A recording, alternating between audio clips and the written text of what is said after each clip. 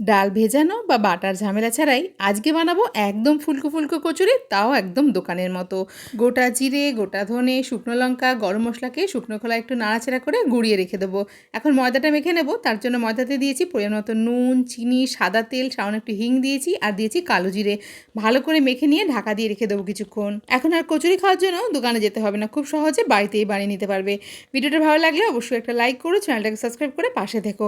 4 চামচ নিয়েছি ছাতু, তাতে দিয়েছি নুন, চিনি, সামান্য একটু হিং, সাদা তেল দিয়েছি আর যে গুঁড়ো মশলাটা বানিয়েছিলাম সেটা এখানে দিয়ে অল্প অল্প করে জল দিয়ে একটু মন্ড মতো বানিয়ে নেব। পুর তৈরির সময় অল্প অল্প করে জলটা দিতে হবে। ময়দা থেকে লেচি কেটে ছোট ছোট বাটি গড়ে নিয়ে মাঝখানে পুরটা দিয়ে বেলে নেব। যেভাবে দেখালাম ঠিক এইভাবে বানালে বেলার সময় বা ভাজার সময় পুর একটুও বেরিয়ে পড়বে না, একদম নরম নরম ফুলকো ফুলকো কচুরি তৈরি হবে। তেলে দেওয়ার সঙ্গে সঙ্গে কচুরিগুলো ফুলে যেন বলের মতো হয়ে যাচ্ছে, ঠিক যেন তুলোর বল। তার সঙ্গে দোকানের মতোই আলুর তরকারি রেসিপিটাও দিয়েছি, চাইলে তোমরা চেক করে দেখতে পারো।